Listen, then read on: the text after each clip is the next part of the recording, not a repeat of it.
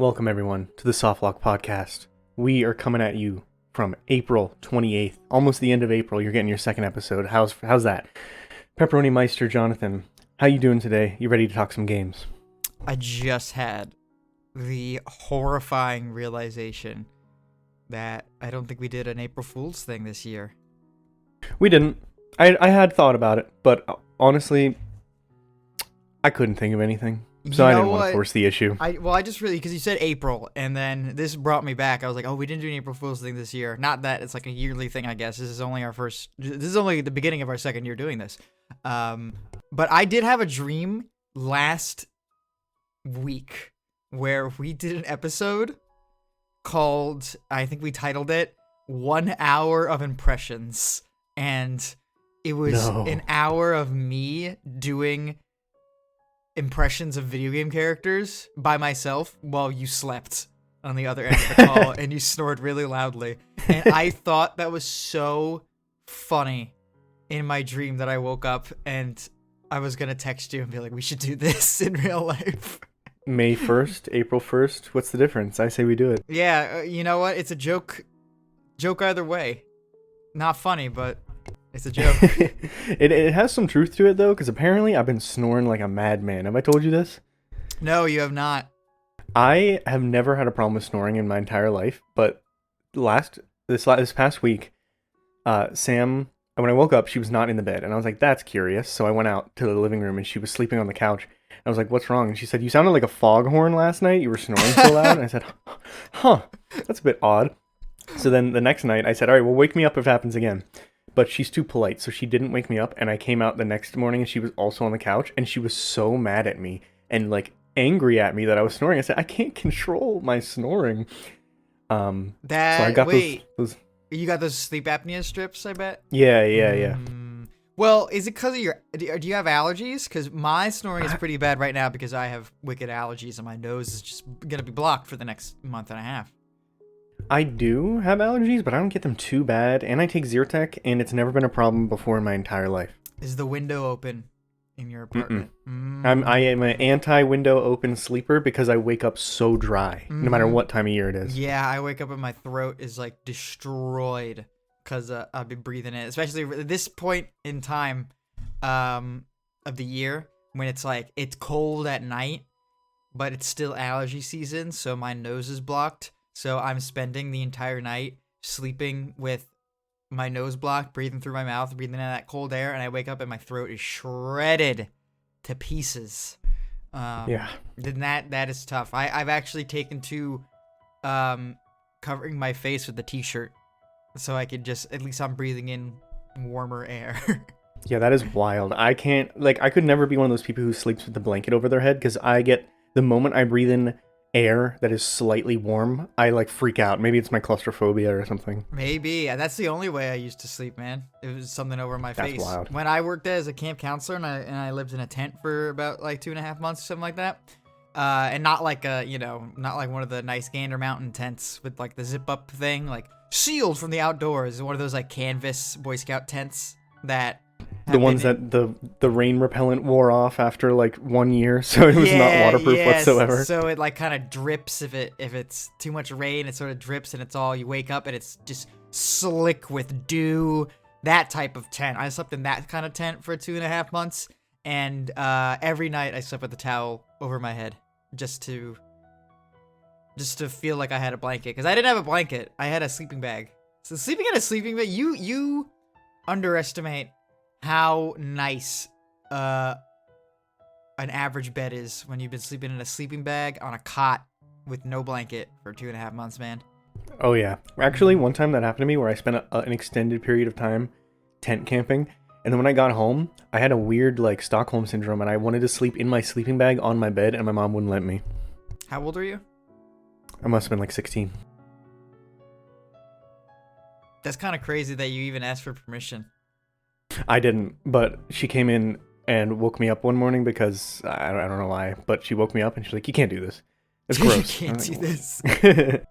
Okay, let's talk about video games. This is the Softlock Podcast. Every couple weeks, we're going to come here and talk to you about our lives and video games and all the things that we love and hate. sometimes we'll have a deep dive where we go into a specific gaming topic. Last episode, we did difficulty in games. If you're interested in that, talked a lot about Dark Souls. This week, we're just kind of reviewing some games, and then we're going to be testing out some new segments for the show. Consider this like brainstorming for if we ever do a season 2, or, just to keep going, make it fresh. I, of course, am one of your hosts, Jake, and Jonathan is joining me today. We are going to talk some games. So, Jonathan, you got some games to review? I do have some games to review. Do you have games to review? I have a lot of games to review, and I'm going to kind of pick on the fly which ones I want to talk about based on where the conversation is going. Well, I don't have that many games to review, so this is going to be funny. I think, let's think. Just give me 1 second. The last episode we did, did I talk about, I didn't talk about Doom, did I? I just talked about Max Payne? You did. You gave a rapid fire round on the last episode. So I think that you were saying you were playing Doom 64, but you'd not finished it at that time. Yes, I have finished Doom 64 since then. I got Doom 1, 2, 3 actually. I actually finished Doom 3 yesterday. And okay, you did talk about the first 2 on the last episode, so I'd love to hear more about 3 and 64. And we also have Dead Space 1.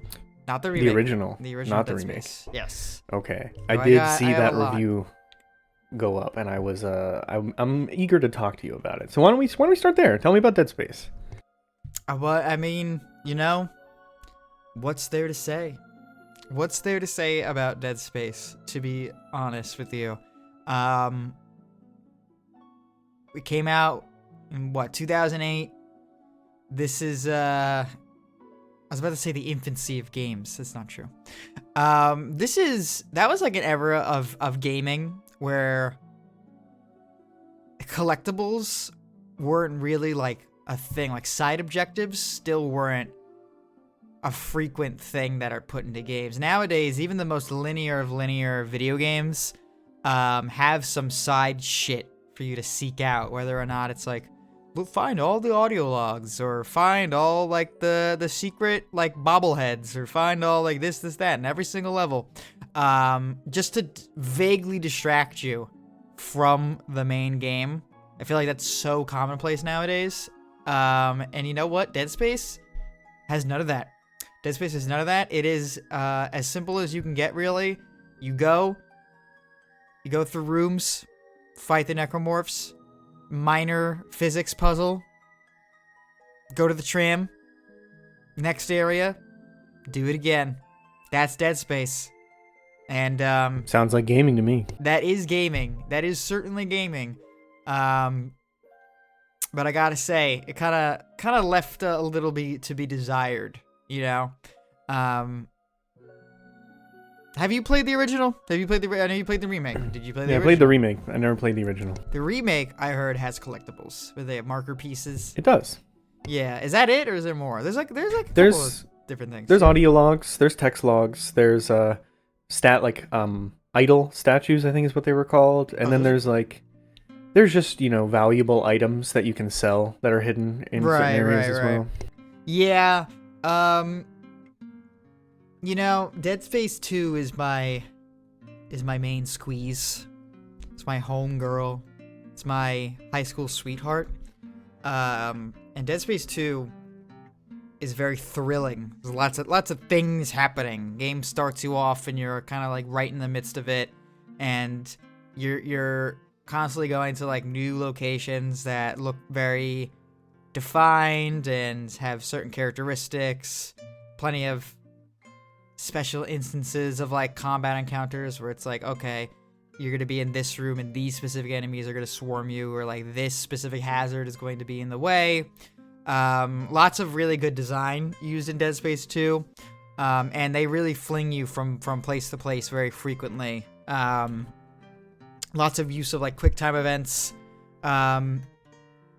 which I know quick time events aren't seen as proper entertainment to a lot of people, but I think it does its job in this game. I think they get a bad rap. I think they do get a bad rap. Well, it depends. It really depends. It's like, is your quick time event actually going to be vaguely interesting, or is your quick time event going to be like stupid? Like you got to pick and choose. I think the ones in Dead Space are fine enough. It's like, oh, okay, I need to mash E because I'm currently using my jet boots to try to latch on to a speeding tram going at like 2 kabillion miles per hour. I need to mash E to grab onto the thing and throw myself in. It's like, okay, that's pretty interesting. For a quick time event, I guess. And it's just like in and out. You know, that's thrilling. You know, there's lots of thrills in Dead Space 2. They don't quit it. And Dead Space 1 has really none of that. There's a really lack of thrills game. You were in one ship, you were in the USG Ishimura the whole game, and it's just a big ship, and there isn't much to look at besides the steel gray corridors, and then the necromorphs that occasionally pop out of the walls. And, you know, sometimes you'll get, oh, here's the, what's the word? Green room. What would the, you know the place in Dead Space 1 where all the plants are? Yeah, the, what would you call that? They had a name for it. It must have They just do been have a like the name for greenhouse or something. I Yeah, don't the know. greenhouse, whatever it is, the botanarium. Let's go with that. You know, there's that. That's vaguely interesting because there's like plants, I guess. But other than that, it's really just like big machinery. Okay, Isaac, go. You're in this area because this fan blew. You have to go and replace the fan. Okay, go, and I replace it. I fight enemies on the way. And I go back to the tram, and then they call me up again. They're like, okay, Isaac, good news, you got that thing. Bad news, the solar array is in dire need of repair. We're going to send you to the solar array district so you can fix the solar array. And I'm like, okay, going to the solar array, I'm going to do that. And that is most of the game until the last, like, 2 chapters where you are not just going to fix things. And then the game's over. You know, so I think that's kind of wild that it is like such a highly regarded game for it being atmospheric and putting you in these crazy situations. And I obviously haven't played it, but as someone who hasn't played it, you go back to it and it just feels formulaic, where I feel like at the time you ask someone if it feels formulaic and they might like acknowledge it, but like, no, that was groundbreaking at the time. But we've come so far since then that you go back and it's like, I don't know, it's not the same. I do believe that when people, the comparisons I see is that Dead Space 2 is like the superior game, right? It's like, it's just a fantastic game, just in and out. But Dead Space 1 has superior atmosphere. That's what I read online. It's scarier. It has a better atmosphere. And the thing about that is, one, I don't find it scary. For many reasons. One of them is the fact that I know for a fact Isaac is going to tear them all a new one, as they say. So I'm not like, oh, these necromorphs are going to get me. The necromorphs come out, I'm like, okay, this is the fun of the game. I'm not really scared because I'm about to have fun, and then I blow up a necromorph. I'm like, that was fun. Maybe intimidating would be a better word for the necromorphs, but I'm definitely not scared of them. And the other thing about it is that, you know, atmosphere in games back then is much different than it is now because there's so much different things. Think about what advancements we've had in technology these days. Specifically with like audio. You know, now we have like full 3D audio. Make sure you wear headphones because we're going to have these sounds coming at you where they are in the real game. We're going to have the sounds coming at you from like the back of your skull, and you know something's behind you, so you turn around and there it is. Like the shit like that. You know, in 2008, they didn't have that. They didn't have that shit at all. So I do believe, I can imagine back in the day in 2008 playing this on headphones. This was probably like, ooh, this is spooky. This is very spooky. I hear like whispers in my headphones. That's spooky, you know? Like I can absolutely get that, but it just doesn't translate now. That's why I'm kind of interested to sink my teeth into the remake, to see if they actually made it spookier or not. I don't know if they did. I'm gonna guess off the top of my head, no. Dead Space is probably not the scariest game you've ever played in your life. Whether you're playing the original or the remake, I would get Dead Space. Really, 2 and 3. You know what it is? It's horror. It's the same way that Resident Evil 4 is like a horror game. It's like when you're playing Resident Evil 4, you're not like, oh no, I gotta fight the Ganados. You're like, yay, I'm gonna fight the Ganados. I'm gonna go and suplex one into the floor until his head blows up. You know, it's like Halloween. You know what I'm saying? I'm not going out on Halloween night and seeing like the witches, you know, like the little cardboard witches up on people's like windows and going like, oh my God, there's witches. You know, I'm not doing that. I'm like, it's like spooky themed. You know what I'm saying? Yeah. See, I don't know. I don't have enough information with which to base an opinion, compared to you and me. But I think that the Dead Space remake is one of the scariest games I've played. And I mean that in every sense, in terms of atmosphere and in terms of moment-to-moment like action, being afraid of what's following me, what's coming around the next corner, things like that. Interesting. See, that's where we might diverge, because I played so much Dead Space that that's another thing. I played so much goddamn Dead Space that I'm not scared anymore. Maybe if another game did it and I didn't know what was coming my way, maybe I'd be like, oh no, but I know what's coming my way. It's going to be a necromorph. I mean, there were so many moments. There were so many moments in the Dead Space remake where you'd be walking down a creepy hallway, it's all smoky, and you hear the whispers in your headphones, and you see a necromorph body at the end of the hall, and you're like, okay, is that going to come alive? I'm ready for that to come alive. I'm bracing myself for a scare. You get up to it, it comes alive. Big surprise. You start shooting it, but then there's one coming behind you that you didn't see or hear, and that would scare the shit out of me. I don't know if they did that in the original. Yeah, they did that plenty in the original, but that's what I'm saying. Like, that doesn't scare me because I know it's gonna happen, and like that's like, I know the tricks. If I see a necromorph body at the end of the hallway, and I'm like, oh no, is it gonna come alive? I'm like, that thing is definitely gonna come alive. Here's my fully upgraded force gun. I'm gonna turn you into Jello, and I turn it into the Jello, and I go, okay, and I move on with my day.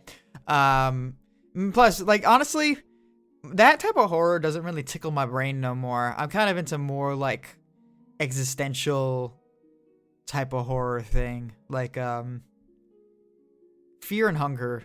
Actually, kind of like, it genuinely kind of freaks me out because it's just so decrepit and depressing. I'm like, oh, this is sad. Or like, you know, analog horror type thing. That type freaks me out. Like, oh, dude, you know, this is the only time I'm gonna bring this up now because this is the only time I'll probably ever be able to talk about this ever. Well, do you know the Mandela catalogs? No. It's like one of those you know, analog horror ARG things that are going around right now. A couple of those like things have freaked me out.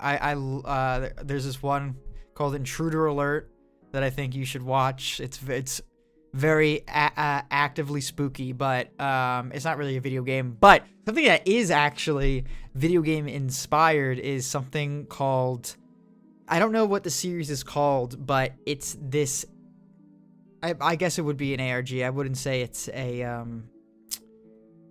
analog horror, but it's an ARG, or maybe it is analog horror. I'm not really too up in the terms, but it's this channel that called the Lacey Games, and it's these videos on YouTube that kind of masquerade as this sort of like lost flash games meant for children or something like that. Maybe not necessarily for children, but like, you know, like teenage girls type thing, like flash games for girls.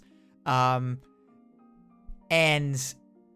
you know, of course, something disturbing happens or it changes, and it really is actively disturbing for me. Like, that type of stuff scares me. Dead Space, like the necromorphs in Dead Space, and really most horror video games, at least when I have the ability to fight back, I'm like, I'm not scared of you.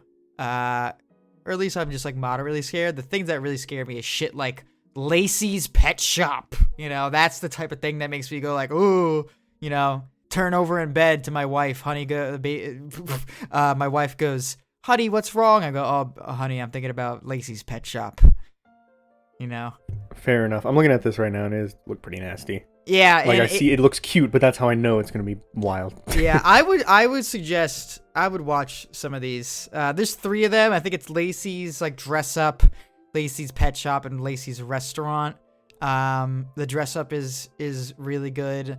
The restaurant is also they're all great, but the one that's really bizarre is probably Lacey's pet shop. It's like pretty long, compared to the other 2. I would suggest watching through them if you got like 30 minutes to yourself, because it was just like I watched it. I was just like, and it's not like a horror that I'm not sure other people. I feel like other people might watch it and be like, that was stupid, but me, like that shit scares the shit out of me. And then Well, let me yeah. frame it this way: is that I'm with you. Like that kind of stuff does freak me out, and I don't actively get scared while I'm playing any game. Like even when I was playing Silent Hill 2 earlier in the year, like some of that stuff kind of got me later in the day, but while I'm playing it, I was never really scared in the moment. But I think Dead Space Remake does is the same thing that Resident Evil 2 Remake does, where it's so atmospheric that you actually let your guard down. At least I do. Where like you were talking about that 3D audio. I think Dead Space might have the best audio I've ever heard in a game. I think they got nominated for a couple awards for it. Like it is very, very atmospheric, very 3D. The visuals are fantastic as well. So I think it's that added level of immersion. Kind of, you don't put yourself in Isaac's shoes, but you kind of like, for me at least, the barrier between me and the game goes away a little bit. So whenever a monster starts running at me and I wasn't expecting it, it does feel a little bit more scary than in like classic Call of Duty Zombies or whatever, you know what I mean, where something's running at you and like do do do do do do. So I think that's for me where it comes out of. Yeah, I just think that Dead Space is like it's on the middle ground between trying to be scary and trying to be fun, and I'm not really sure. It's like it has like 2 feet. It's like over the fence. It's a fence sitting. I love sitting on the fence. It's got like 1 foot in the trying to be scary territory and 1 foot in the trying to be fun territory. And I don't really know if they mix as well as they do in Dead Space 2. Because when a necromorph comes at me in Dead Space 1, I'm like, please enter my domain. I dare Give me you. ammo. Give me ammo. I dare you. Please. I'm going to stasis you and then punch you in the head really hard. You know? Meanwhile, something like it's you know, this is so difficult to talk about. You have to compare it to other things, unfortunately. But like Silent Hill, I'm never like, yes, come hither, enemy. I'd like to fight you. You're like, no, I don't want to fight you. And a lot of it is because, you know, Silent Hill 2 combat isn't fun. It's not, like, it's really not supposed to be. And 2, like, you're not that powerful in Silent Hill. So it's just like, well, I don't want to engage with you because you're probably going to rip my shit in half. But in Dead Space, I know I'm going to do well, you know? It's tough. It's like, I don't know how many more times I can probably, it's like, it's almost like I'm justifying it to myself. It's like, I'm not scared. I can do it. That's what I feel like, you know? Yeah. So, would you give me the floor to talk about one of my favorite things? sure. Resident Evil. Oh, I can't believe I'm 24 years old and I'm still finding favorite things in gaming. I fell in love with... baby. I know. I fell in love with RE2, and I actually really liked RE3. I get it. I think it's a good game. But recently I played through Resident Evil Remake and Resident Evil 4 Remake. And I loved them both as well. I didn't know you got through Resident Evil 4. Oh yeah, I finished the DLC too. Oh, I didn't play the DLC yet. It's whatever, it's fine. Yeah. But I like... I'm gonna talk about both because they're very similar to what you're talking about with Dead Space, but I wasn't expecting to be scared by Resident Evil Remake because it's so, dated and everything. Mm-hmm. But that game actually was pretty scary for me, and that added a lot to my enjoyment of it. I do think it needs remade again. A lot of people will disagree with that. It is aged, even without the tank controls, but you're in this manor. You're Jill Valentine, or Chris Redfield, I guess, and you're walking around, and there's just monster bioweapon zombie dudes hanging around every corner, out of your field of vision because of these fixed cameras, and that makes it so terrifying. but I do think it could do with another remake. But yeah, I Mm. think the original really holds up. Have you played the original or the remake rather? No, as a matter of fact, funny you mentioned that. I just purchased it for like 5 bones up on Ooh. Xbox Store. So get those sales, baby. Oh yeah. Yeah, and I'm planning on playing it because I think I have every. No, I don't. That's a lie. I was gonna say I think I have every Resident Evil game. I don't have every Resident Evil game. I'm full of shit. I think I have all the mainline ones except for 0. I don't have 5 and 6. I'm just waiting for the remake because they're making it. Yeah, I think they're gonna remake Code Veronica next though. At least I would if I were I them. know people have a lot of nostalgia for Code Veronica, and then I heard that it's not even very good. So it's like, what's going on here? Well, I've also heard that. I have it. I'm gonna play it. I haven't played it yet, but I do think you kind of need it because, like, if you're gonna play RE5 remake, you're gonna have no idea who Chris Redfield is if you didn't go back and play the original and Code Veronica. So I think they'll do Code Veronica first. Anyway, I want to hear your thoughts on Resident Evil 4 remake because I actually, I think Resident Evil 4 remake is probably the best Resident Evil game out right now. In terms of like just picking it up and playing, because I do like suplexing enemies. And I gotta say, just one thing I'll bring up. That's a game that I think does this is scary and this is fun very, very well, because when if Dr. Salvador is coming at you with a chainsaw, you're like, oh, this is a lot of fun. However, get me out of here. I need to leave. I need to leave right now. And I'm stuck in a corner and a zombie's grappling me. I gotta go. And then you get out of that and then you suplex him and you're like, all right, I'm having fun again. You know? Okay. RE4 Remake is very fun. I don't think it is even close to RE2 Remake, though. Oh, wow. Listen, like, it is a fun game, and I actually disagree. I don't think it was scary at all. I think those ganados were like little pinatas, and I was just like, all right, come here, let me pop you open and get some ammo. Even the regenerators? Even the regenerators, because I got the bioscope, I got the sniper rifle, and I was like, all right, let me go down to the end of this hallway. Doop, doop, dead. The only one that got me was the first Iron Maiden, because I was not expecting it. I mean, everything else, I was not really scared. I'm gonna be honest, but I didn't feel like I had to be.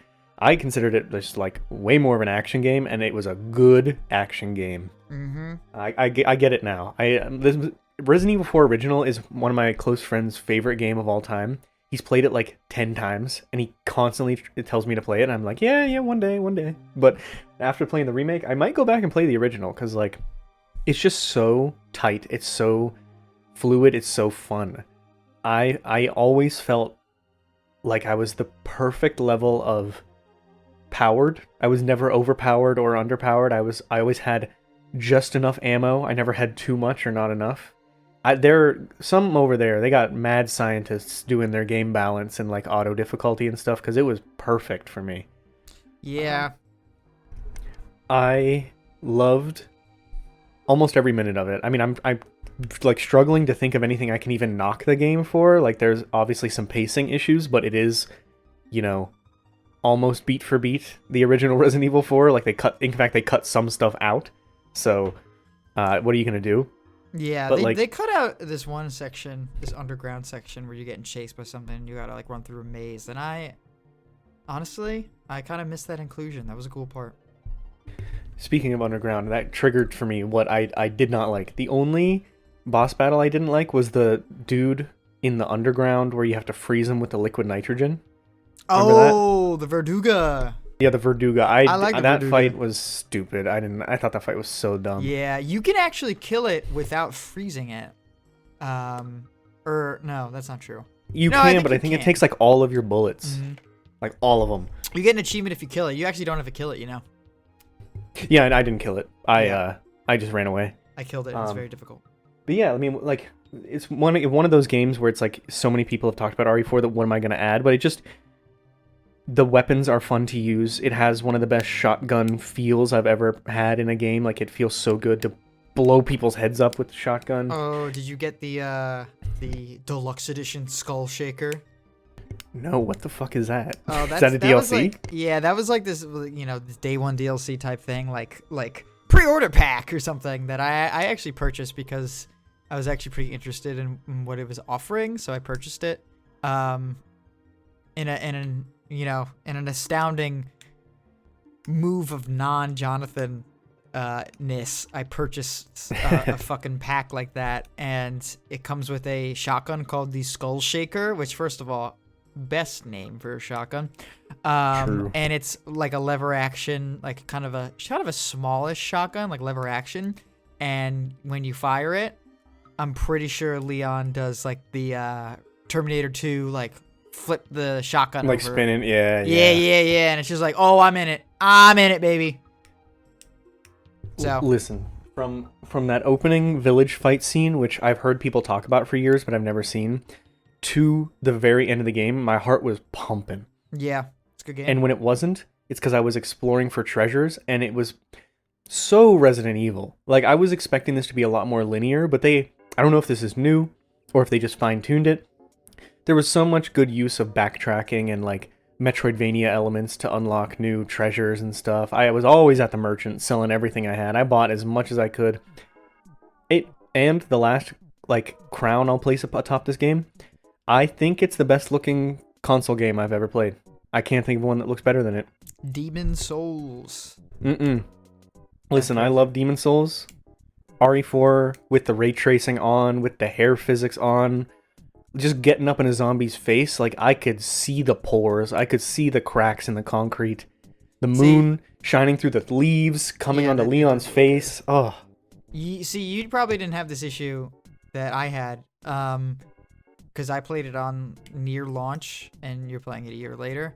For some reason, when a setting was on, I would have these 3 colored balls. It was like, I remember, let me see if I can remember. It was like green, red, and blue balls at the bottom left of my screen flashing the entire time. sounds horrible. It was really, really weird and distracting, and I thought my TV was going until I switched off the setting. So good to see, and it was one of those like extra performance, not extra graphical settings. It would, like, make Leon like have stink lines come out of his. It was probably his hair. That was funny that they have the hair physics as an option. I do remember having to turn off the hair physics for some reason.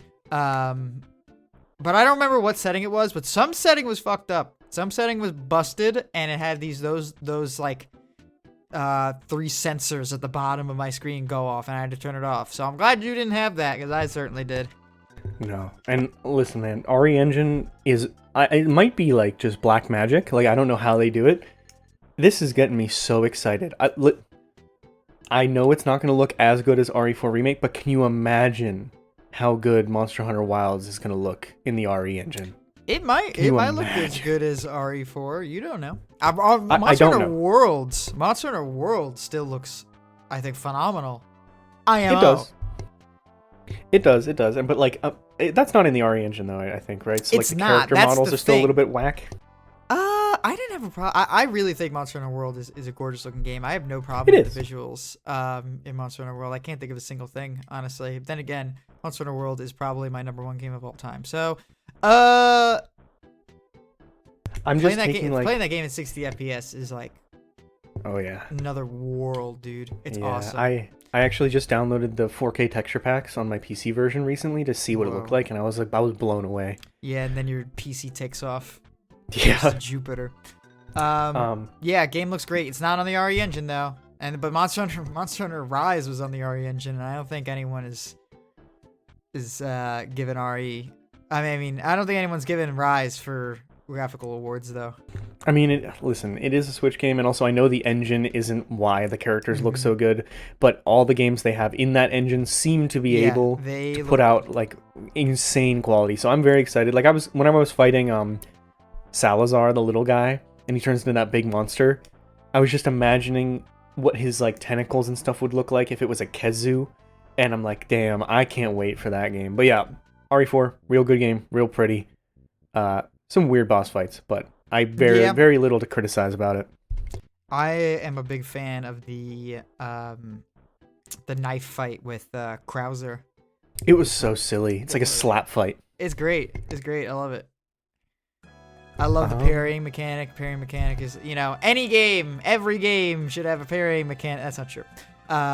But that's like a thing nowadays, right? It's be like, oh, there's a parry now in this game, and it's like parries make the game better. And you know what? In this case, it's fucking true. True. At the beginning, I was kind of wishing that it had the RE3 dodge roll instead. But even after like the first village fight, I was already like, oh, okay, I get it. I get the I parry. mean, it's way better than RE7 block, which really, Yeah. really underwhelming. That block, man. Yeah. That block doesn't feel like it does anything, but oh boy, it do. It saves your bacon every single time, but it feels like you are just taking the fucking hit. And then let me just comment on Separate Ways real quick. It's fine. It's more Resident Evil 4, so I'm not going to complain. But it's just not that different. The only really big... Like, you're not replaying the whole game or anything. You're just kind of going through the story events, but in similar areas, but with different treasures and different items hidden in different locations, and sometimes you're going backwards and whatnot. And there's some original content. The only big change is that there's this new several boss fights that are really hard, but I wouldn't say are really good. So, you know, it's just more of the same, so that's not inherently bad, but I was expecting it to be even more unique. Yeah, I guess it's true. Oh, you're not going to comment on Yellow Ladder? Listen, I could talk for days about Yellow Ladder. I love Yellow Ladder. I love yellow paint. There was one moment in Final Fantasy VII Rebirth where the handholds weren't painted yellow, and guess what?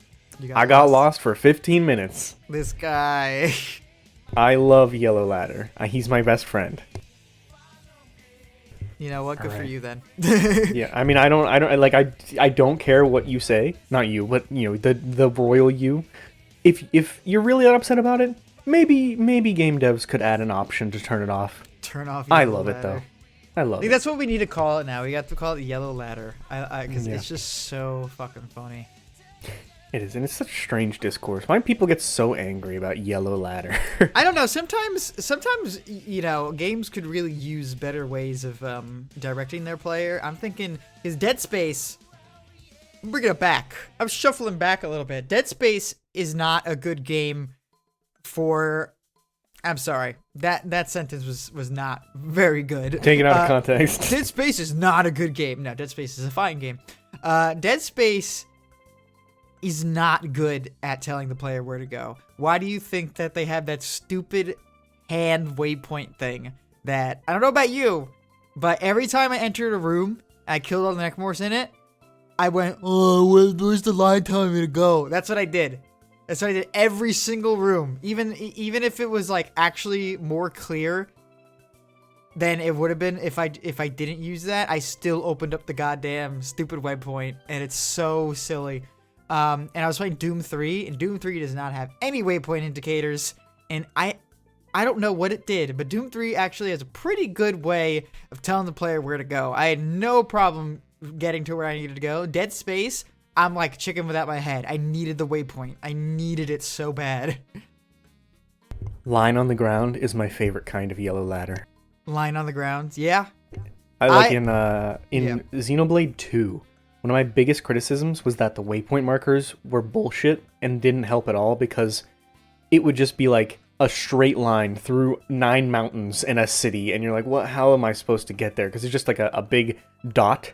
But then in Xenoblade 1 Definitive Edition, they added a line on the ground, and I love exploring that game. You gotta sink your teeth into Morrowind. Morrowind has no Dude, waypoint yeah. markers, simply directions told by NPCs that may be wrong. Except just like in Skyrim, I will download a mod that will give me unlimited The mana waypoint. on the spell that puts the line on the ground. That is true. I think. Oh, is it even in Morrowind? I wonder. I never I used bet it. someone modded it in though. Yeah, Morrowind. They're like, leave this city and find the tree with the rock in it, and you're like, what? What do you mean?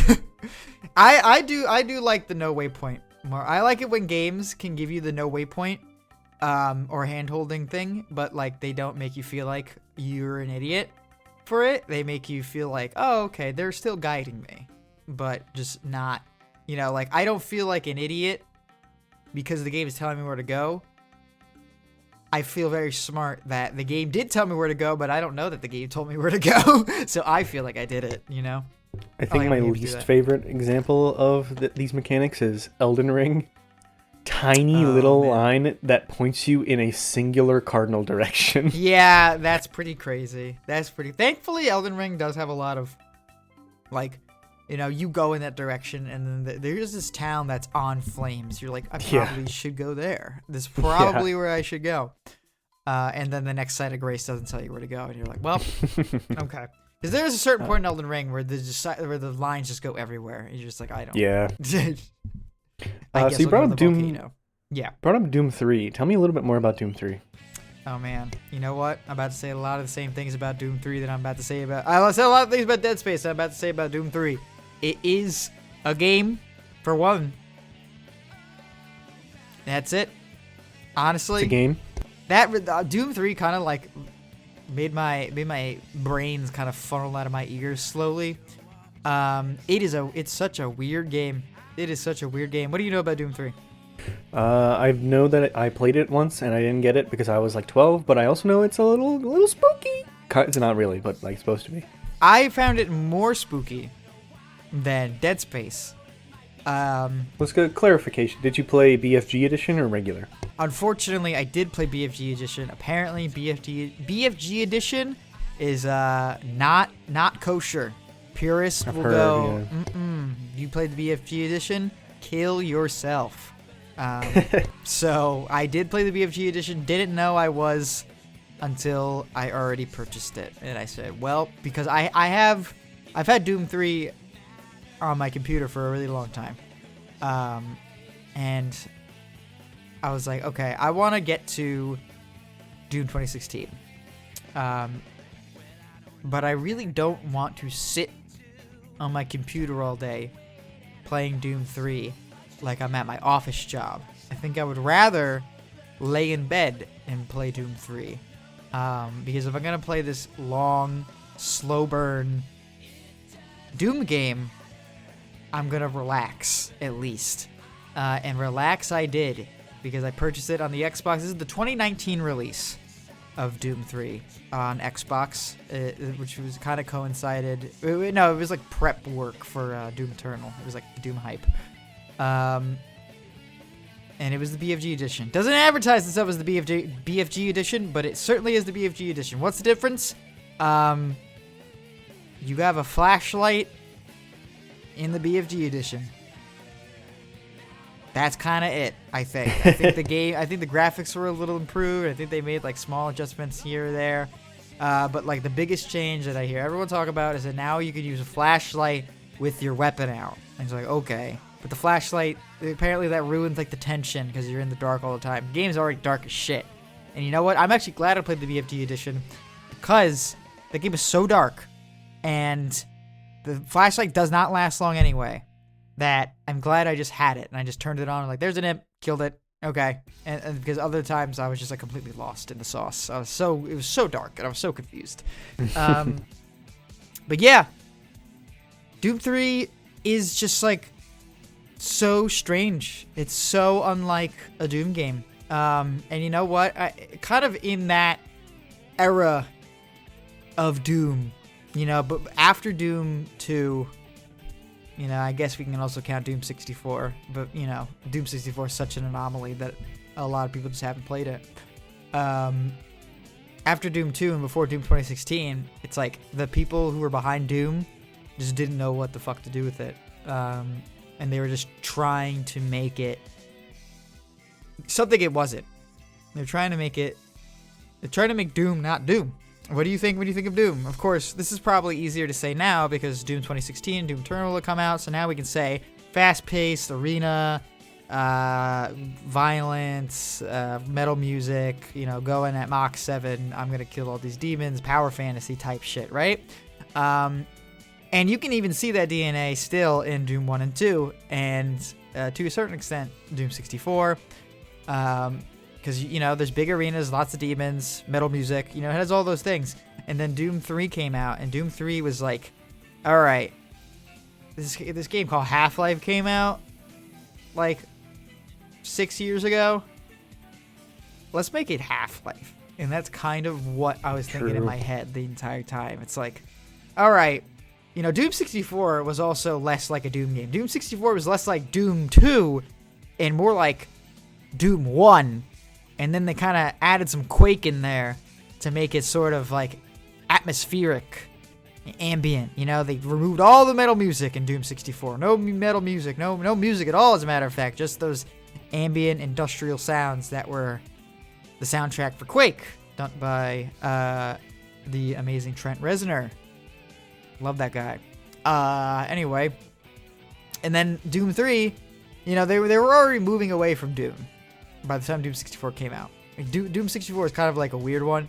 It's very much Doom. It's actually, I think it's better than Doom 64. I think Doom 64 is better than Doom 2, because Doom 2 just is like kind of sloppy design overall. But Doom 64, they kind of tightened up the design, made it more like claustrophobic and less like speed base, I would say. And then Doom 3, by the time they got to Doom 3, it's like this, you know, more claustrophobic, less speed based, no metal music at all. Like, oh no, that's not good. Except for the intro. The main menu has some pretty good metal music. And it just feels like what someone probably felt like they thought Half-Life was. You know, very linear style, slow burn. Well, even Half-Life's not that slow burn, but it's like narrative. It's very narrative driven, where they try to take the narrative aspects and then the gameplay aspects and, you know, kind of make them equally as important. And when I think of Doom, I'm not looking for the story in Doom. I think Oh, but when I say that, I'm the bad guy. When I say I don't like Samuel Hayden, I'm the bad guy. That's different. I don't like Samuel. I'm not liking Samuel Hayden for his story. I think Samuel Hayden's just cool as shit because he's a big robot with a sick ass voice. I'm not like, I love Samuel Hayden's backstory. Samuel Hayden comes up to me and he goes, don't shoot me. I activated the kill switch on your balls and you'll blow up if you shoot me. And I go, yeah, Sam, talk to me. Keep talking to me. You know, there's a big difference. What the hell was I saying? Narrative in Doom. Yeah, they're just trying to make this big narrative thing, and it's like, what story are you trying to tell? They could have probably told a really interesting story, but they didn't. Because like, what's the story gonna be? It wasn't even like, it's not like Doom 2 was a sequel to Doom 1. Now the hell's on Earth. Well, that's a big deal. Doom 3 is not a sequel to either of those things. It's almost like a reboot of Doom 1. We already know where it's going. You show up, you're the Marine, you show up to the UAC base on Mars, and then you're immediately like, go find the scientists, and all the scientists are like weird and stuff, and they're like, there's experiments, and there's gonna be demons, and we're seeing hell. We did these teleport experiments, and we entered hell during the teleport, or something like that. And it's like, I know it's gonna be hell. I know I'm going to hell. I know the demons are from hell. I know these aren't aliens. All these questions that the game are proposing to me, I know the answer. We all know the answer. It's like, what are we doing here? I don't think, no one is launching up Doom 3 looking at the demon on the front cover with the pentagram behind it going, is it demons? We know it's demons. We know it's going to be demons. We know what happens at the UAC base. We know we're going to open the portal to hell. We know demons are going to invade. We know we're going to go to hell. And we know all these things. So trying to do this narrative where you're like, are you excited to go to hell? And it's like, no, not really. I've been to hell. I've been to hell twice. I've been to hell 3 times, as a matter of fact, if you play Doom 64. So not really. And then in the game, you get to hell, and hell's the best part of the game. But hell's only 15 minutes long. So it's like, Damn. what is going on? You're in hell for 15 minutes in this 10-hour long game. And it's the best part of the game. George Costanza coming out. Costanza, I was in the hell. I was in hell. I saw my grandma. She was there. No, you're in hell for like probably 15, 20 minutes. And it's the best part of the game. And it's not like Doom, the modern Doom hell, you know, like speed metal. Look at these like demons going and like feasting upon the bones of it's like Doom 3 hell is like scary, like scary hell. It's like dark and just the sounds of fire and just dark corridors and skulls and it's just like, oh no, this isn't good. You're just like so deep underground that you don't even know where you are. It's weird. It's just weird game. And then you leave hell immediately. And I'm like, I remember I was playing the game and I was sitting and I was like, oh, I fought this boss in hell. And then I was like, it started doing a cutscene. I was like, no, don't put me back. I don't want to go back to the UAC base. No, please. And it brought me back to the UAC base. And I was like, no. Damn. And they didn't bring me back to hell until the very end of the game. Until like literally the last 5 minutes of the game, I'm back in hell. I was like, I couldn't fucking believe it. I couldn't believe it, dude.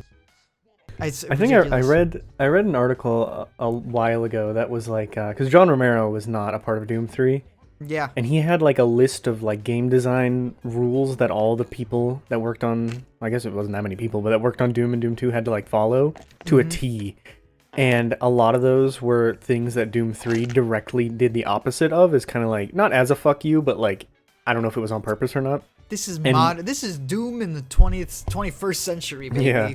But the one that stood out to me was that I don't remember the exact wording, but it was like, because of the lack of like textures, every level they had to, like, you couldn't have a certain number of the same texture touching each other. There had to be contrast so that you would know where you are in the levels and you could like remember it in a 3D space in your head. And I think that was his big criticism of Doom 3. It's like, it's all gray.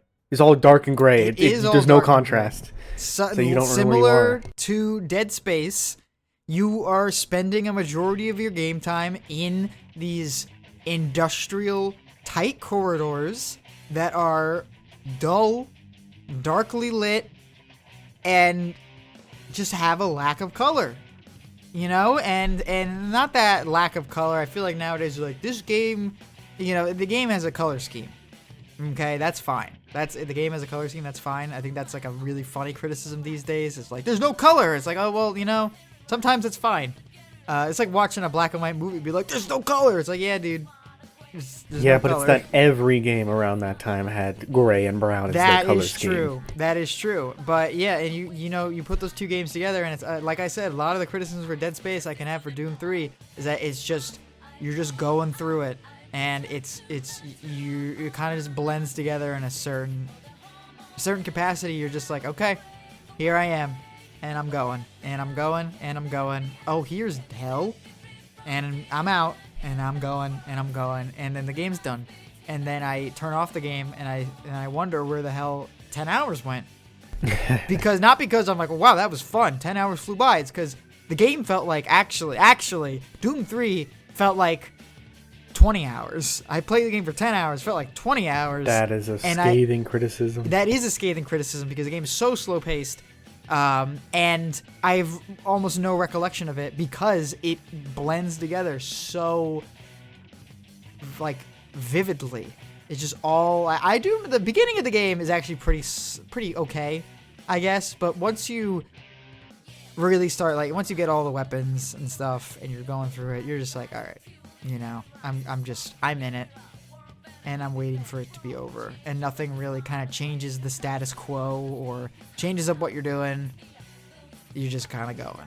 You are going and going and going, and it's just not. Once you actually get to the gameplay, let's talk about the actual gameplay, right? Fighting demons, love fighting demons, right? Classic gameplay. It's almost like they wanted to keep the classic Doom gameplay. I mean, you know, like in the original Dooms, like, you know, you're kind of bobbing and weaving through projectiles, get these big open areas. It's like they still want you to bob and weave and like kind of outrun projectiles and shit like that, but they don't give you the room to do it. They do not give you the room to dodge a lot of this shit. Specifically the Revenant. The Revenant makes its appearance in this game, and it was more profitable for me to just face tank the Revenant missiles and to shoot at it until it dies. Because let's talk about something else. The game is so easy. It's so brutally easy. BFG Edition supposedly takes every ammo pickup and multiplies it by 2. It doubles every ammo pickup. So I just had full ammo for every single weapon almost the entire time. I had 300 shotgun shells. That's the maximum capacity for shotgun shells is 300. There is no realm in fucking history where I need 300 shotgun shells at any given time in any game, let alone Doom 3, where you can kill most things with 2 shotgun shells. I don't need 300. You know, the game could have like artificially increased its difficulty. You could have kept all the pickups exactly the same, right? All the spots, all the value of them, all the same. But if you lowered my capacity for shotgun shells to like, I don't know, 30 or even Doom Eternal. You know, Doom Eternal starts you out with a maximum capacity of shotgun shells of 20. And I'm pretty sure I shot that shotgun way more than I did in Doom Eternal than I did in Doom 3. And I didn't need 300 maximum shotgun shells, dude. I mean, in the original Doom, it's like, I think 100 max once you get all the backpack and all that. I think shells is like 100 or 80 or something like that. Bullets is like, I don't know, 500, 600. But here's another thing about the original Dooms. Bullets share types. So your pistol is going to use the same ammunition as the chain gun. Your chain gun is going to use the same ammunition as, like, I don't know. Well, no, there's no machine gun in that game, but, you know, you're sharing bullets. The BFG ammo is the same ammo as the plasma gun. So it's like, but not anymore. Every gun has its own ammunition. So it's like, oh, okay. There's no like decision making. There's no like, all right, I'm gonna use the BFG instead of I'm not gonna use the plasma. I'm gonna save my BFG ammo. You just have BFG ammo. It's really what gun do you want to use at any given moment is kind of what you have to ask yourself, because really any gun solves any situation more or less. So you just have to decide what gun you want to use to sort of activate the synapses in your brain to make you feel like there's some type of variety and something's happening. And another thing about the BFG, what do you think of BFG? You probably think of, I'm going to unload this in a giant room full of enemies and they're all going to blow up and it's going to be the greatest thing ever and I might pop a chubby. That's what you're thinking. I guarantee you, right? Absolutely. Doom 3, I don't think I've ever been in a room with more than like 4 or 5 enemies that I could easily take out slightly slower with my shotgun. And I'm in close quarters too, so I'm usually behind like a corner or like down a corridor, so I don't have a full view of all the demons, but I know they're there. So the BFG feels like worthless, sort of. Not worthless, but feels so underwhelming because it's like, when am I going to use it? When you get the BFG in Doom 2016, it immediately drops you in a room full of like 200 zombies. Like just possessed like fodder zombies. Because the game's like, do it, I dare you. Watch them all blow up. The game doesn't do that. There's no moment where I'm like, this is a perfect moment for my BFG. I never felt, every time I used the BFG, it felt like I used it wrong. To be totally honest with you. Damn, that's like the opposite of like that is the number one thing about Doom that people know is the BFG. Is the BFG. That's what you want to feel the best, look the best, be the most intense, exciting moment of the game is when you use that thing. Honestly, everything about the BFG is really cool up until it detonates. Like, you know, the BFG looks cool. The way you fire it is cool. Like, you can hold it down to use extra charges, but if you hold it down too much, it blows up and kills you instantly. And it sounds cool, does all these cool things, but then as soon as it actually, like, even when you fire the projectile, you're like, this is going to be good, and then it blows up, and then it's like a wet fart, and you're like, well, so everything about the BFG is really cool up until the thing you need it to do. Very disappointing. And to also talk about something that's also disappointing, no super shotgun. What's up with that? That's crazy. No super shotgun, which is, you know, this game could have used a super shotgun more than anything, because the regular shotgun is fine, but it has terrible game feel. Man, this just keeps getting worse and worse. It does. Because the shotgun is my favorite part about Doom, and the super shotgun is my favorite part about Doom. Mm-hmm. The shotgun in Doom 3 is pretty underwhelming because it's actually pretty effective. It's not as effective, you know, in the older Doom games, you know, one shot an imp. It just doesn't do that anymore. It's not supposed to do that anymore.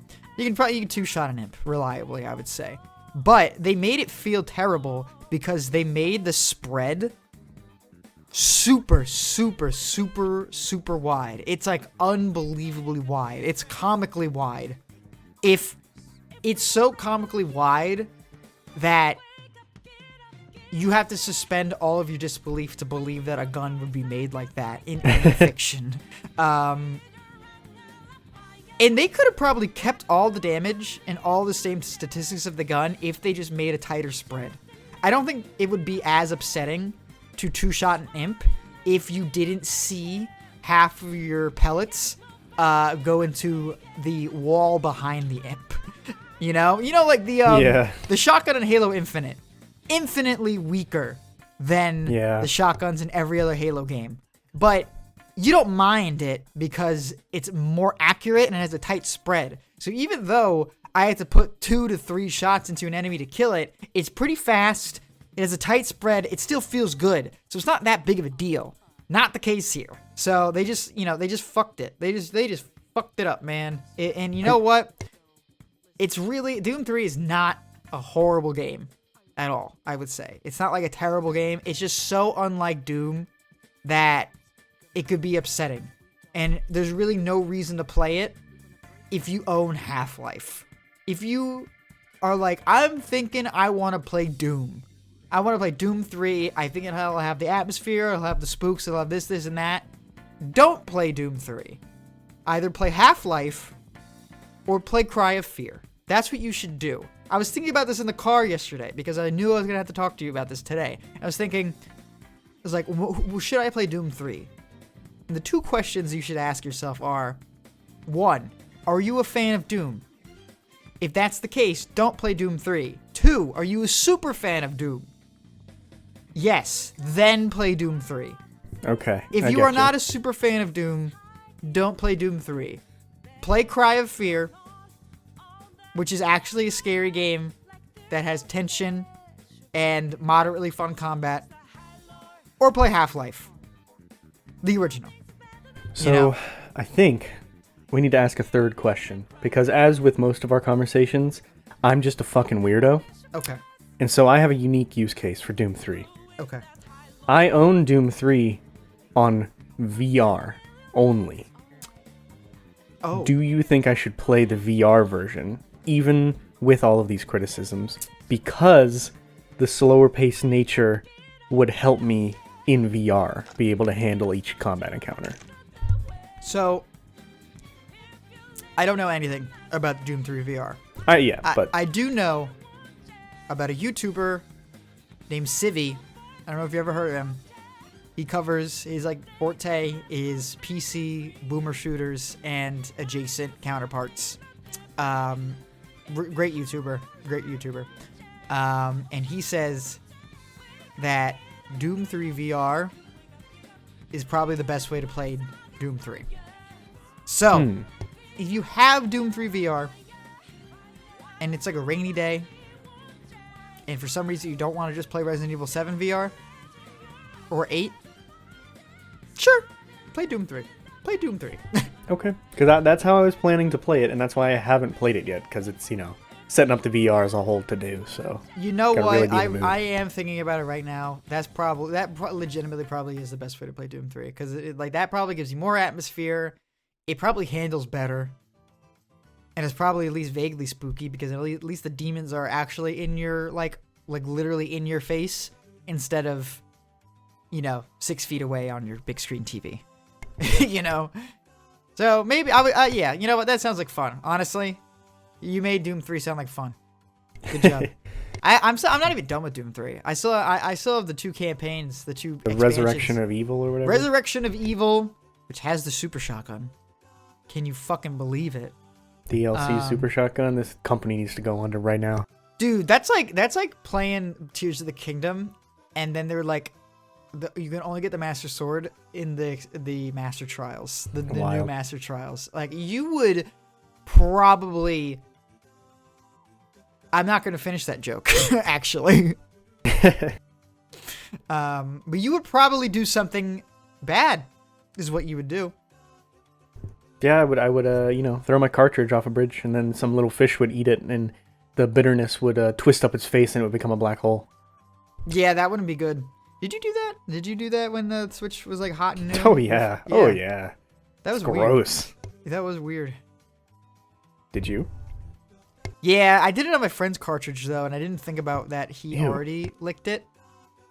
So, Gross. yeah, glad that isn't a thing anymore. I mean, it is a thing, but I'm glad that it's like no longer a novelty. Like a Yeah, they don't. I don't think they novelty. do it anymore. I don't think the new cartridges have that chemical or whatever. Ooh, good. I'm gonna feed it to my dog. I've been waiting. All right, I got some more stuff to get off my chest, but I'll make it very quick. So I'm gonna give you a choose your own adventure for a mini review. I got two DLCs in the tank. I played the DLC for Sonic Mania, and the final DLC for Final Fantasy 16. What the Which hell would is you the rather DLC hear for about? Sonic Mania. What the hell is that? So, very shortly, I think like a year after Sonic Mania came out, they released Sonic Mania Plus. But you could buy the new content separately as well, which is what I did, and it's an encore. So it's basically New Game Plus, but they added 2 new characters. Oh, what is it? Mighty and the other guy? Ray. Ray the Flying Squirrel and Mighty the... Armadillo, I think. Armadillo? I don't know. Mighty it's is armadillo. a armadillo. Yes, he is. And I love Sonic Mania. Listen, okay. Listen. I'm Okay. gonna say Alright. something. I'm gonna say The something. only thing I'm doing is listening. This has to be a safe space. Sonic Mania is the only good Sonic game. That's how I've always felt. I've played all the originals. Not all. I played 1, 2, 3. Played a lot of the 3D games. Sonic Mania is the only one I ever liked. Did you play Sonic Adventure 2? I've played some of it. I haven't played all the way through it, so fair enough. Put that on put Sonic Adventure 2. We're gonna put in a unknown tier, and we're gonna put Sonic Heroes at a close enough tier. Every other Sonic game I've played, I did not like, but Sonic Mania, one of my favorite platformers of all time. Interesting. And Sonic Mania Plus gives me just 2 new characters, but it also adds a new mechanic where instead of having lives, you have multiple characters. And so you can, at any point, you could have just Sonic, or like just Knuckles, like one character, or you could get all 5 characters. So Sonic, Knuckles, Tails, Ray, and Mighty. You could have all of them in your party, I guess you would call it. Only 2 can be out on screen at a time, and one of them's like AI controlled. And then you can switch between them, kind of on the fly. There's some limitations on it, but you don't have lives. You have continues, but you don't have lives. So like, if I only have Sonic, and I die, I'm not going back to my checkpoint. I guess I am going to a checkpoint, but I'm not going back with extra lives. I'm going back using one of my continues, and I'm coming back as only Sonic. Whereas in Sonic Mania, you had lives, so if you died, you come back with a couple lives, and you can try a couple times.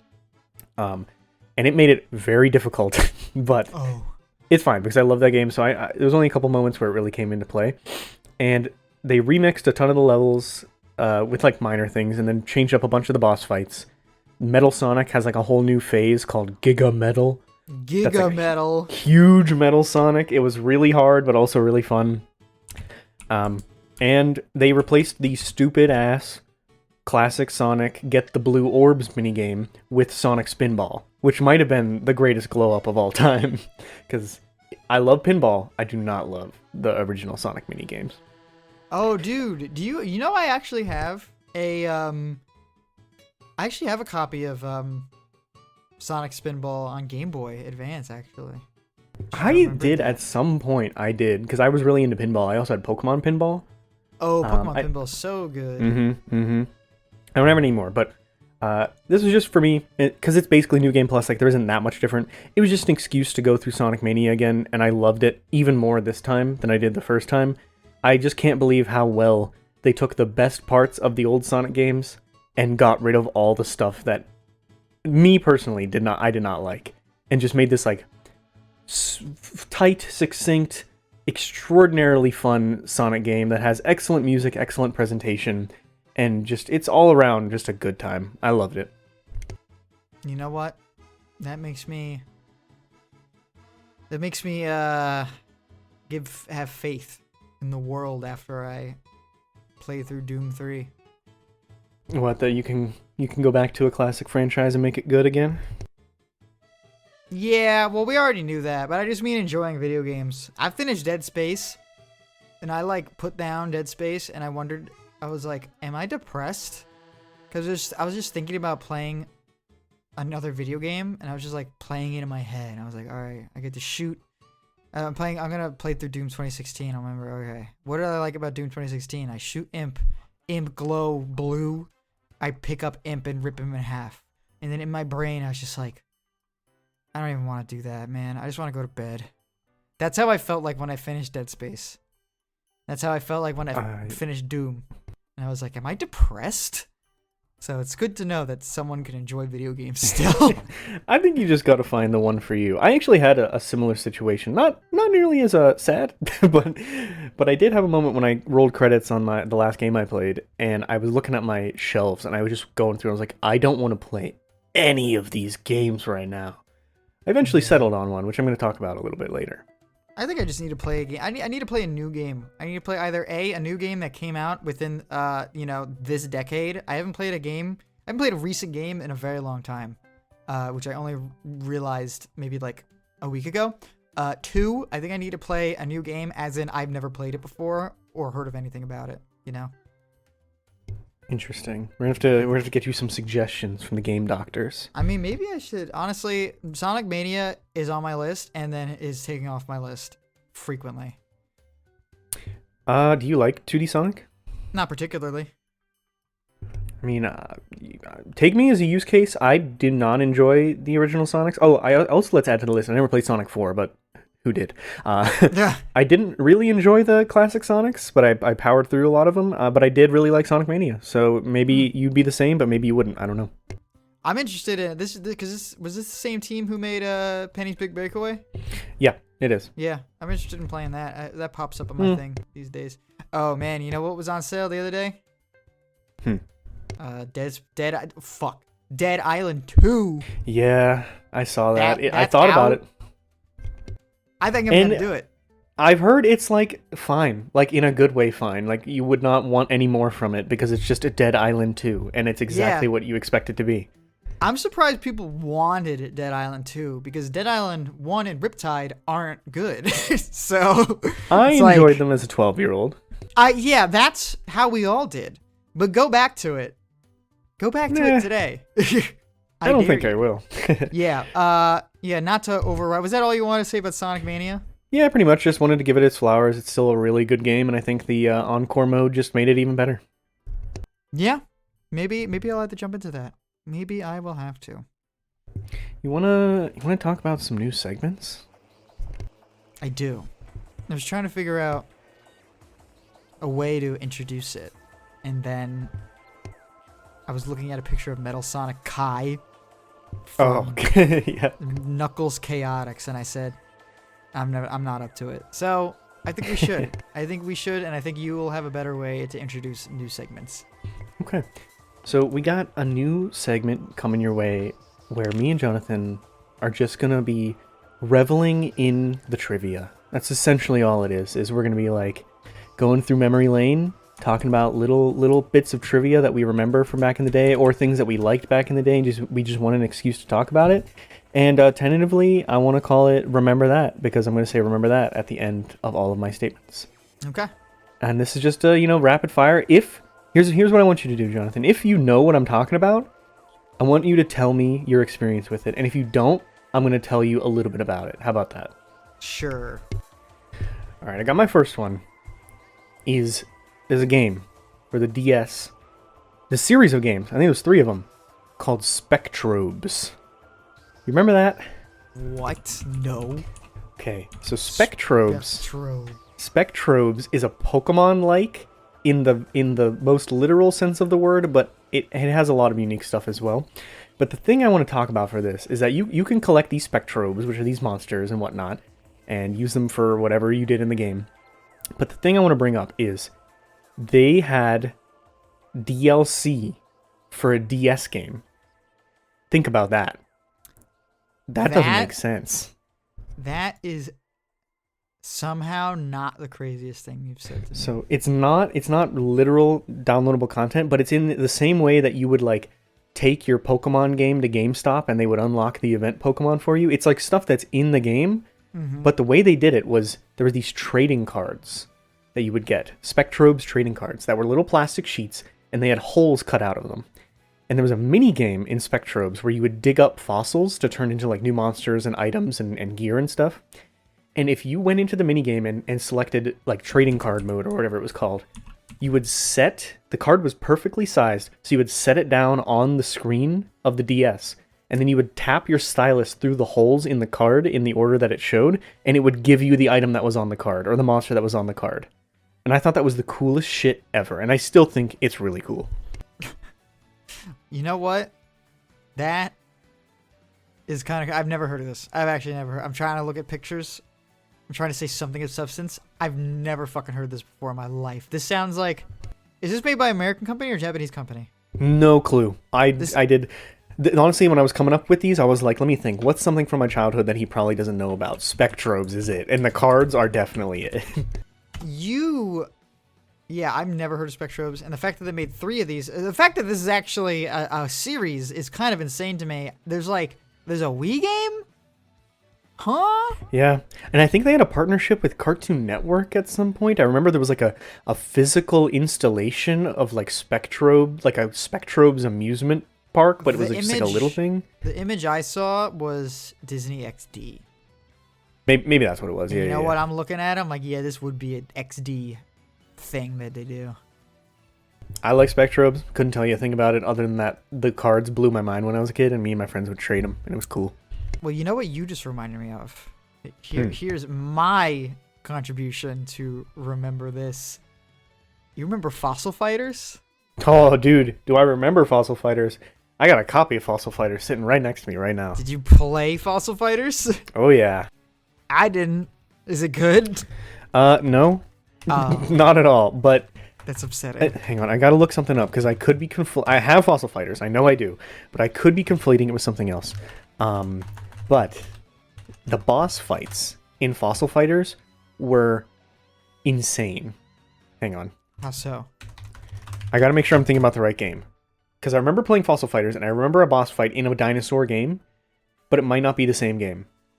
Is it Go Diego Go, Great Dinosaur Rescue, perhaps? No. I am not thinking of Fossil Fighters for the bosses, but, Fossil Fighters was fun when I was younger. Okay. What were you thinking of? It's called Battle of Giants. Okay. And it's a dinosaur turn-based fighting game. Not fighting game, you know, like, not strategy, not RPG. It's just like a combat game. Like, it's a stupid little dinosaur game.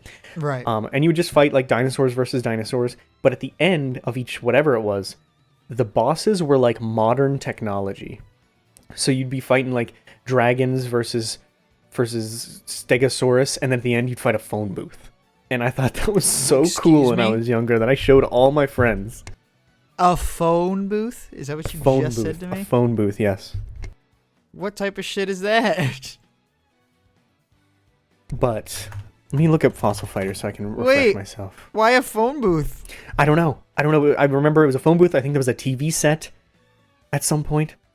I'd be more scared of a dinosaur than a TV set. I mean, me too, but Fossil Fighters had that cool 3D tank driving situation. That might have been the first time I saw 3D on my DS. I'm thinking about it. Oh, you didn't play Mario 64 DS? I did, but Fossil Fighters was probably one of the first games I got, I think.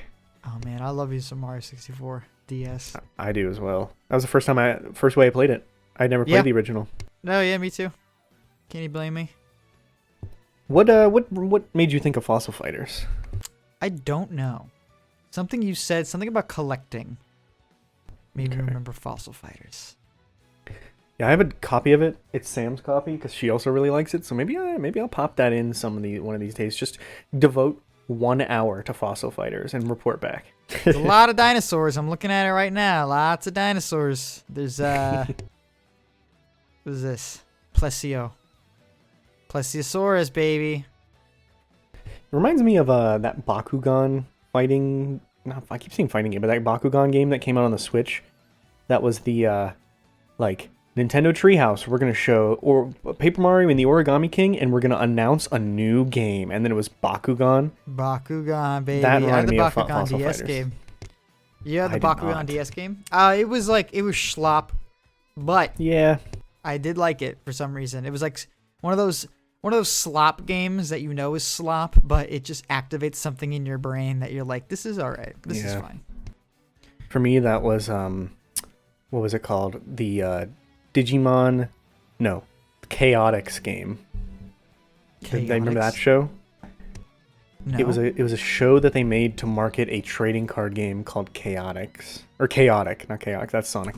Yeah, it was a chaotic game that was an adaptation of the show. That was a show like Yu-Gi-Oh! Made to market the cards. Chaotic Shadow Warriors. What is this? Yeah. Oh, this is crazy. Oh man. Yeah, you know what? This should be the whole segment. Remember all of those collecting games that came out when Pokemon was like sort of still new? Oh yeah. That's crazy. Alright, let me hit you with my next one. All right. Okay. So, there's a game that I enjoy, but have not devoted enough time to on the Wii U. You might have heard of it. It's called Hyrule Warriors. Never heard That of game, that game has 8 separate packs of DLC it. that add up to $55 total. You remember that? Oh, I sure do. Oh, dude, Warrior games love their DLC. But that was Nintendo. Yeah. That's the first time I remember Nintendo. Like, okay, let's the Smash Brothers Mii costumes all being separate was totally a racket, but it was also Smash Brothers and it was cheap and a lot of the costumes were cool. This is the Right. first time I remember like looking at Nintendo and being like, "What are you doing? Why are you doing this to me?" That's because I'm pretty sure that like entire game was like kind of outsourced, wasn't it? Isn't Yeah, it it's a not Bandai like Namco game. Yeah, it's a Bandai Namco game, of course. But so this weekend, I finished my game, Final Fantasy 16 DLC. I looked at my shelves and I did not want to play anything until I came upon Hyrule Warriors. And I was like, ooh, that sounds good right about now. Because I never finished it back in the day. Wait, which one? The Tears The of Wii U Kingdom version. or the Wii U The version? original. Just Hyrule Warriors. Ooh, Base. wow, with like yassified Link. Linkle? Put some respect on her name? Well, no. The Link in that game is like there's something they made him like pretty. They made him. They give him a beautiful. scarf. But They gave him a honestly, he doesn't look scarf? that much different from... I think that they did something strange to him that I don't know what they did. It's like they made his eyes prettier and they made his voice like lighter. They made him like they twinkified my twink even more. How'd they do that? So Hyrule Warriors has a weird thing where they just make all the characters sexy, but it's a kids game based on other kids games. And even Okay. at the time, it kind of rubbed me the wrong way. But now looking at it today, it's been bothering me a little bit. As it should. But so I was like, I want to play Hyrule Warriors. I never finished it. I got it with my Wii U, so I probably played like a decent amount of the campaign. Let me just see where I left off. Open up the game. They have added so many DLC characters since the last time I played, and I'm like, you know what? This is something you probably don't know about me. I have had a weird obsession with Linkle since she released for Hyrule Warriors, and I was convinced that Linkle was going to be in Smash Brothers as like an Echo Fighter or a costume. I was convinced that we were going to get a game where she was the main character, just because I loved the idea of gender bent Link so much for some reason, and it's been stuck in the back of my brain since 2015 or whenever they released that DLC pack, but I never played as her. Yeah, And I don't. the Zelda space has not been the same since the introduction of Linkle. Yeah. But I was like, you know what? I'm fine. I'll throw it on a couple bones. Let me play as Linkle. Oh, wait a second.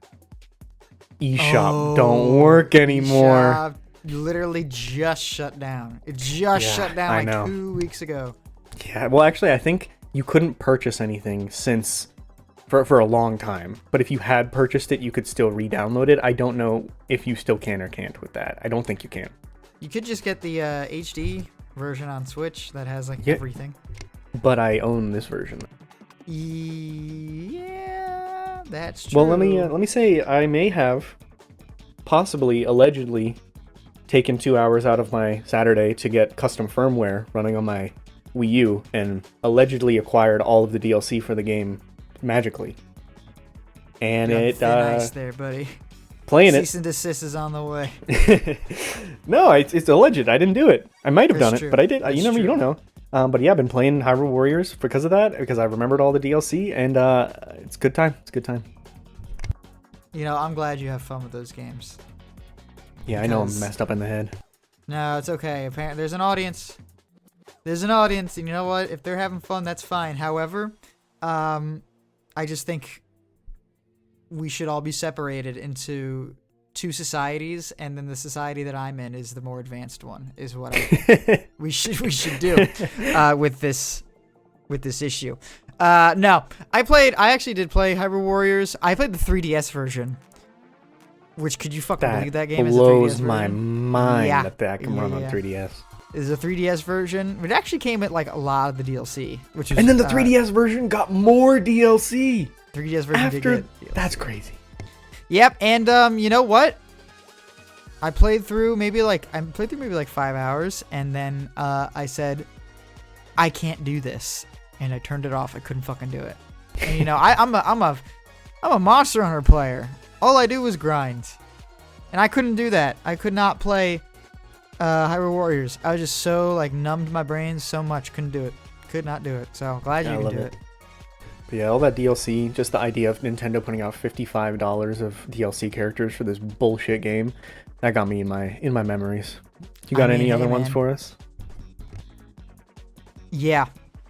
Do you remember in Minecraft the original pain sound where he went, oh, Oh yeah. the original. The oh, play the oh right now. Ugh. Yeah, All right, do it again. Play another one. Okay, it's been played. one more. Okay. And sometimes it's in different pitches. Yeah. That shit's funny. And honestly, wish we had a way to bring that back because I think it's funny as hell. Sure, I'm sure there are mods for it, right? I'm more nostalgic for the knees cracking sound because I That is love that funny. one. I remember the original grunt. Yeah. It's not even. It's like not even. Oh, it's like oh. It's like Yeah. this lowest moan.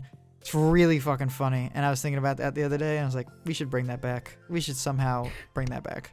We should play Minecraft, I think is what I'm hearing from this. Yeah, I need to repurchase Minecraft. I never migrated my account. They sent me like 7,000 emails. I didn't do it. Just, like, yeah, I don't that's kind know. of fucked up. I don't know why I didn't do it. You do have one free month of Game Pass Ultimate, which includes PC version Minecraft. Just saying. I could just, you know, I work full time now. I'll just buy it. This will be like my one weekly treat. Like, all right, buy my Minecraft. copy of Minecraft. I've been trying to get people to play Minecraft with me for months. I love Minecraft. It's on my top 10 games of all time, I think.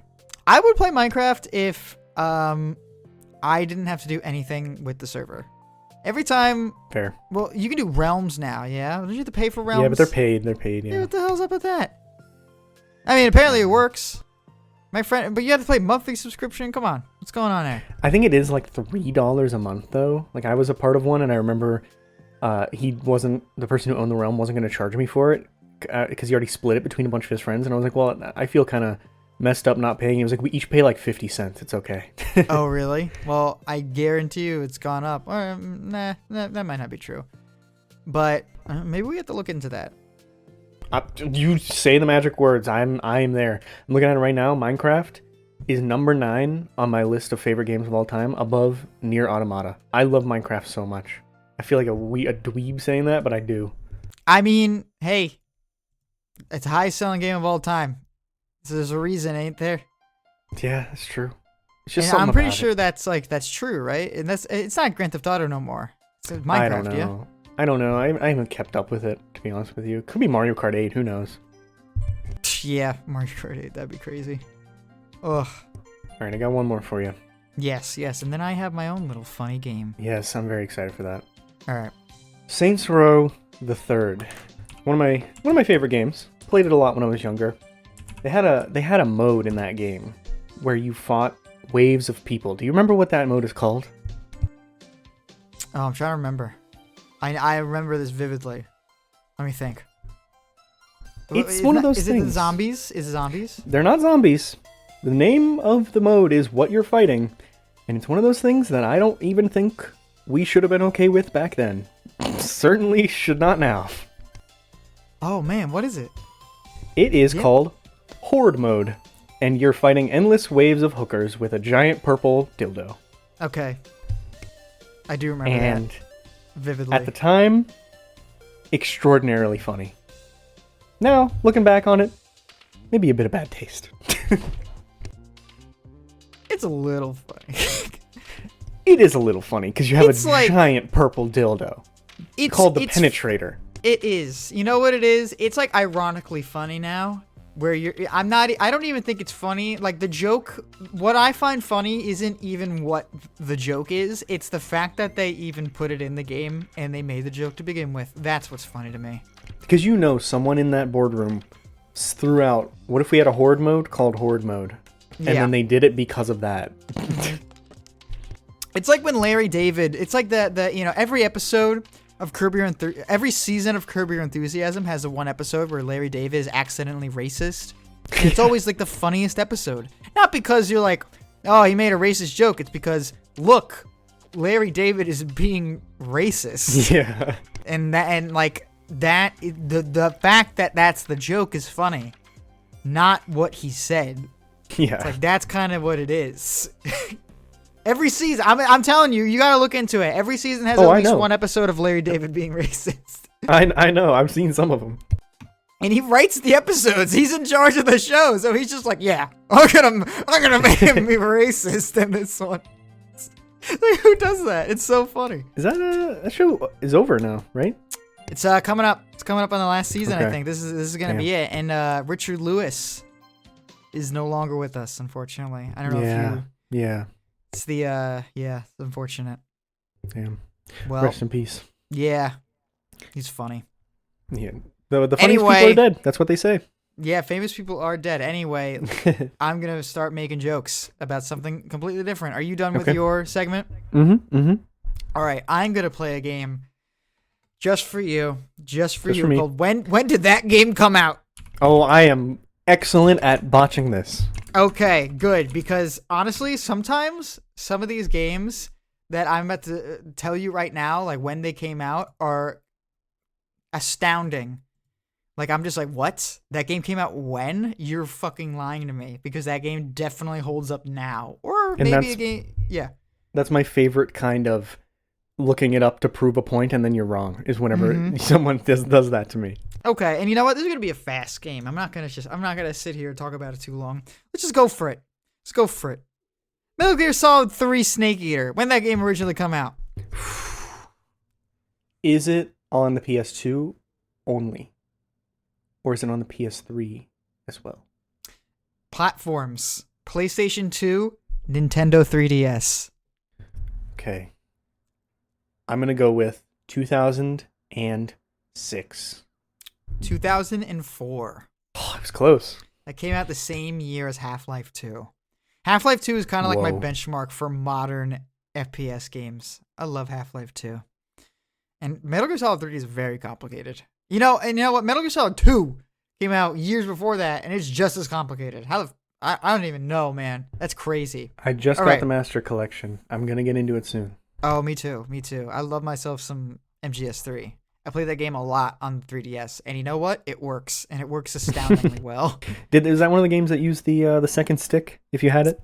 Yes, I think it does. But I think you don't necessarily need it. You know? And I played through that game twice, and it's just like, it's such a novelty. It's so good. It's so funny. All right. Half-Life, the original Half-Life. When did that come out? Half-Life, 1996. 1998. Am I going to consistently be 2 years off on all these? You might be. The question is, when? Okay, here's a little bonus thing. When did the first Fallout game come out? Oh, I have no idea. I really don't. Take a guess. I will, but I'm trying to pit boy. I'm trying to put it together in my head because I don't even think Is Fallout even on consoles? I don't think it is. It's PC, CRPG, right? No, it is not on any consoles So from I'm what gonna. I know. I mean, Fallout 3 backtrack a couple years. There was Fallout Tactics somewhere in there. I'm gonna honestly, I think I'm gonna guess 1996 again. 97. You're close. Ooh, okay. That was just a bonus one. I just wanted to throw that one in. Let's do this one. This is the last one I have. This is a two-parter. When did Doom 3? When did the original release of Doom 3 come out? 2000. It's earlier than you think. 2006. 2004. Oh, 2 years again. Mm-hmm. When did Doom 3 BFG edition come out? It was like mad late, wasn't it? It might have been. Yeah, I feel like it was like 2012. Oh, Like you got it. I'm not really. 2012. It came out in 2012. That is bizarre because it's not like it's a major, like it is a graphical upgrade in the literal sense of the word, but it's still on the 360. I think it's not like it was a generation removed or anything. I have no clue why they released that like almost a decade after the game came out. Like, what is that? Hey, at least I got one.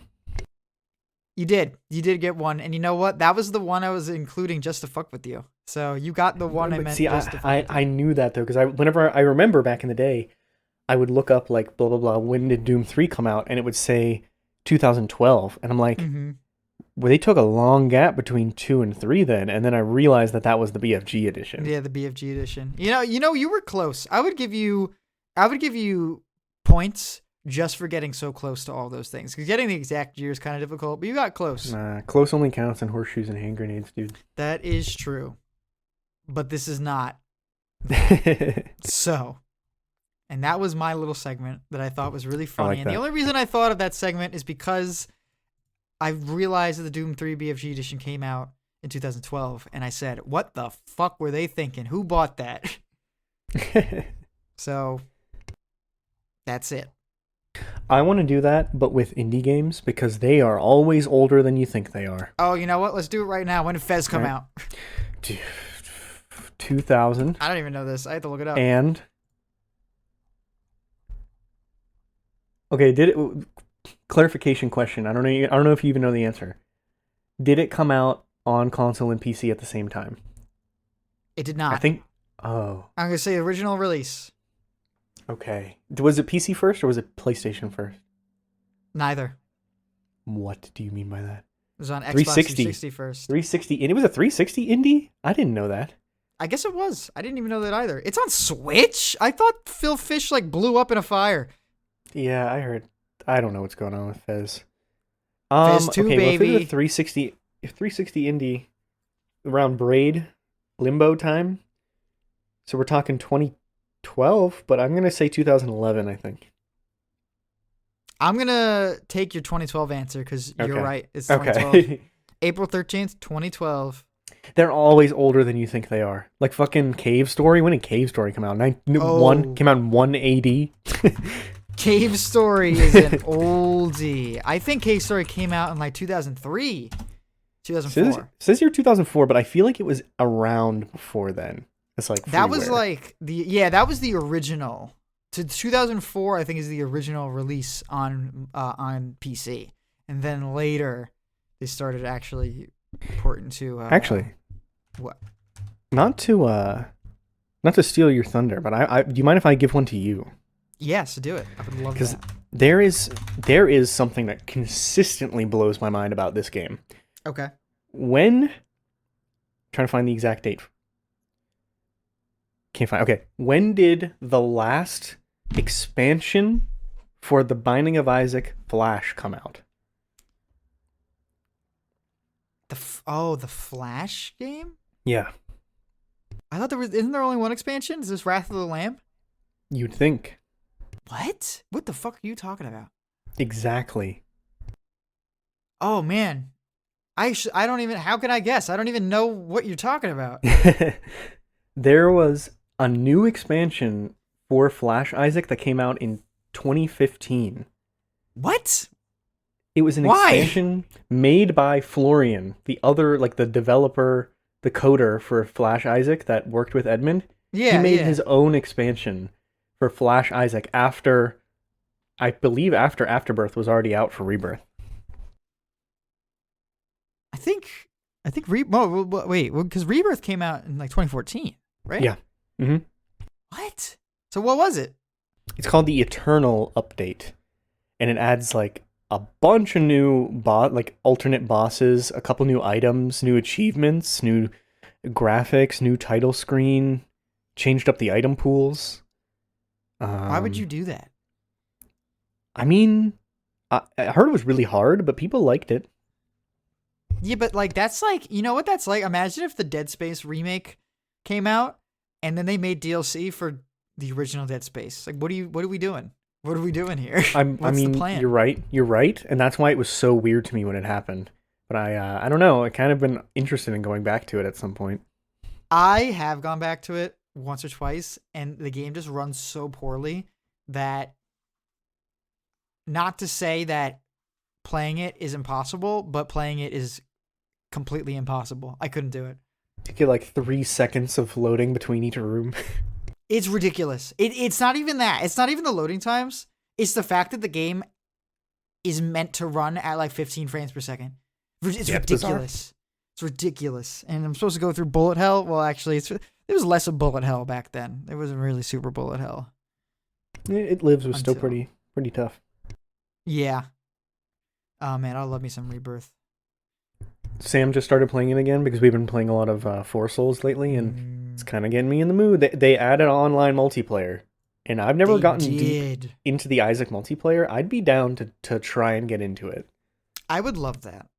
Let's do it Okay. We should do that. That'd be fun. right as now, hell. immediately after recording now. As But soon let's as do we're it done. soon. Let's do it soon. Yeah, sure. Sure. All right. Well, I like that segment. I think we need more little games, little trivia games like that in this show. So I'm gonna try and bring some for you next week. If you could Yeah. try and bring some for me as well.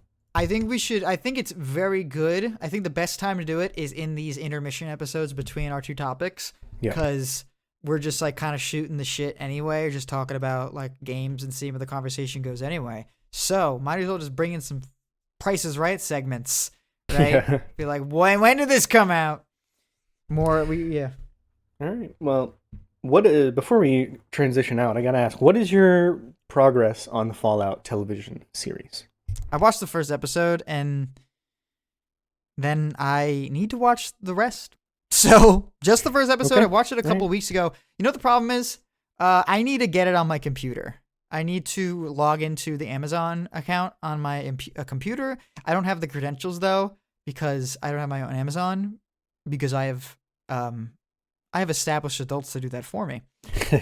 So I need to get that login first, and then I will watch the rest of it on my computer. Because let me tell you something, watching it on the phone doesn't do it justice. Because your phone has a pretty good screen. My phone does have a pretty good screen, but when I'm like sitting there and I'm holding my phone up, I'm like, I would love to be like doing this where I don't have to hold my phone up the whole time. True. So where I it's watched like all almost of it like at I'm the watching gym. TV. Oh yeah, that's a good move. Might have I think painted I'm my gonna do it description. because I get those because of my job. I get those frequent relief periods Yeah. randomly. I think that's when is the perfect time for Okay. me. Well, I think probably then the next thing you're gonna hear from us, audience, is gonna be our Fallout review. We're bringing Nolan from Movie Mentality on. Me and him have already finished the Yes. show, so not putting the pressure on you, Jonathan. But whenever you're ready. I do. I guess I'm the last one to go, so I think I'll try to get through it this week and try to do it on my way to work and during my breaks. A decent amount of my notes are specific moments that I want to ask you how you felt about. So Oh, it's gonna be a good interesting. episode. Okay. All right. Sure. Let's do it. All right, so that'll be the next thing you hear from us. Keep up to date. Instagram and YouTube at SoftlockPod. You can find us on all major podcast services. That's about it. I think we're gonna head out. I gotta go to the bathroom. Yep. This is I like these casual episodes are good because then in the next episode then we put on our thinking caps, Put on our Zoomer caps. our Zoomer thinking caps. Yes. All right, everyone. Well, if you're watching this late, thank you for watching all the way in here. And until next time, we will see ya.